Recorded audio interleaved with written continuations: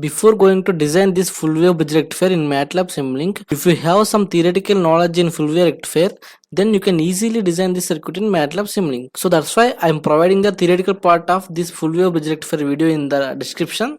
You can watch it and come again.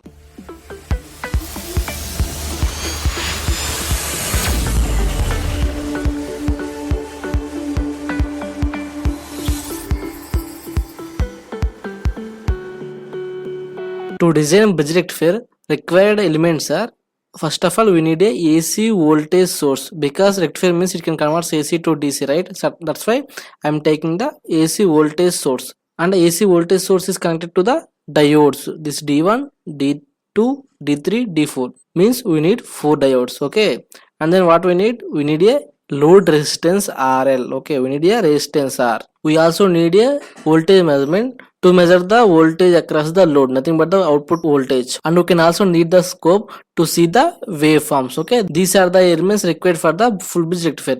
And most important thing, we also need the power GUI block. Without this one we can't run the circuit in MATLAB. Okay, power GUI means graphical user interface. Now open your MATLAB. Okay, go to Simulink. Okay, blank model. So here we design the circuit. Okay, so go to library to take the elements, go to Simscape, click on power systems, special technologies, fundamental blocks. Here we can get our elements. Okay, first of all, what we need a AC voltage source, right? So take the voltage source in electrical sources, AC voltage source. Here we can get you can directly add to the blank model and use the shortcut Control I. Okay, and again what we need a diodes. Okay, where we get the diodes? Go to power electronics. Here you can get the diodes. Okay, this is the diode. Take this one. Okay, and what we need a resistance load, right? R load. So where we get the elements. In elements we can get the RLC branch. Okay, this combination we required, but after filtering we can get the only resistance. Okay, and then what we need to measure the voltage, we need the voltage measurement, right? So go to measurements, take voltage measurement. Okay, and what we need a scope also. Okay, so go to top, and then in sinks you can get the scope. So take this one, and most important thing is power GUI. Okay, go to fundamental blocks. Here you can get the power GUI. GUI nothing but the graphical user interface. Without this one we can't run the circuit. Okay, first of all, this is the discrete circuit, right? That's right. Take the discrete value. That's it, and design your circuit as per circuit diagram. Okay, so first of all, take the voltage source and then take the diode. To rotate this diode as per our circuit, okay, use the command Control R. Okay, Control R to rotate, and then take 4 diodes. We need 4 diodes, right? Like bridge rectifier. So right click and then drag. You can easily copy this one. Okay, so connect the diodes. Connect input to the diode 1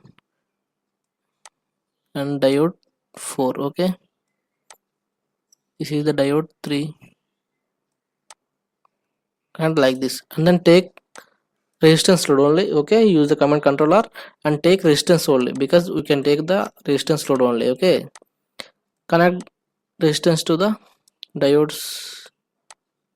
Okay, actually AC voltage source is not connect like this. Okay, we can connect the AC source in between the legs. Okay, so that's why connect the AC voltage source like this in between legs only. Okay, for DC we are connecting the top to bottom. Okay, like this. Okay, in output we are getting the DC, right?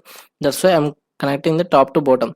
In AC we are connecting in between the legs only. Okay, this is the rectifier circuit. Okay, if you need to measure the output voltage, take the voltage measurement in parallel to the resistance load, like what we are doing in our practical labs.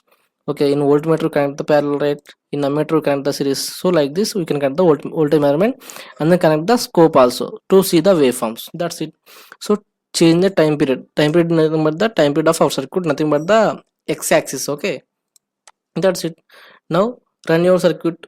Before running, just see the values.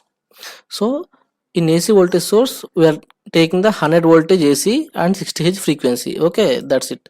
And I'm taking the load also 1 ohm resistance. Okay, now run your circuit. Now open your scope, then you can see the output voltage. This is the output voltage. So here I'm taking the 100 volts input, but we are not getting the exact 100 volts. Okay, nearer to 100 volts. Remaining voltage is diode losses, right? To turn on this diodes, we need to break down voltage, right? We need to apply the breakdown voltage, so that some losses are occur.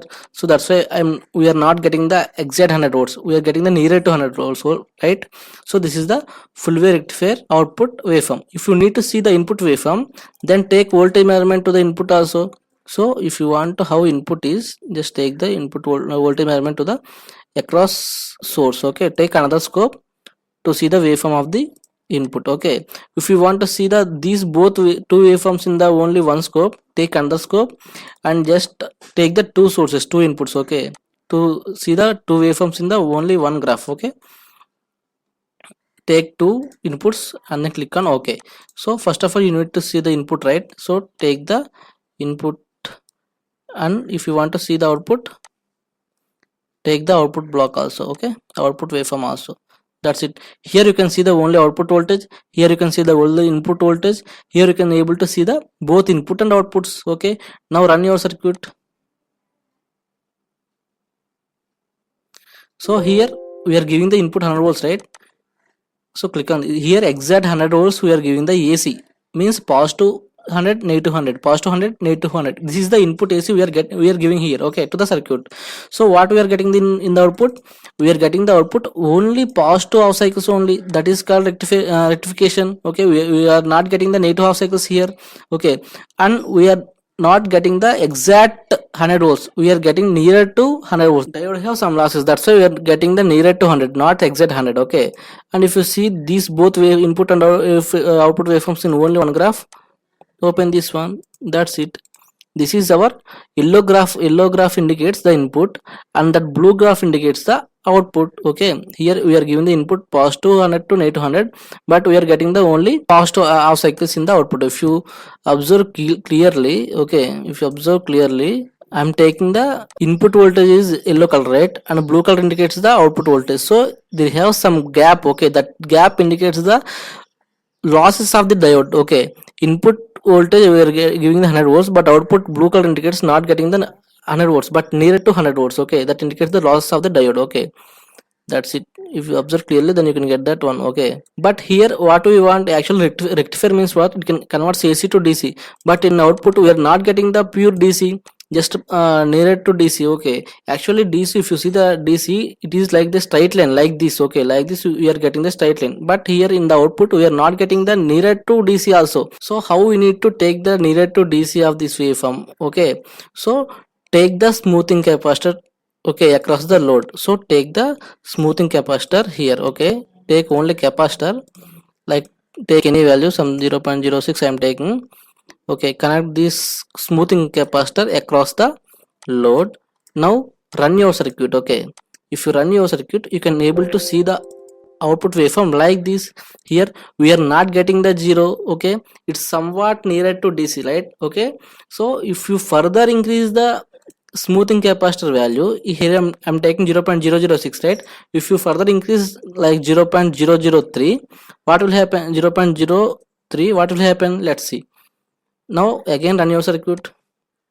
Now let's see what happened here. Yes, exactly, it is nearer to DC. Okay, so if you can able to see both inputs and outputs, here you are giving the pure AC in input, but in output you are getting the nearer to DC. That is the use of smoothing capacitor.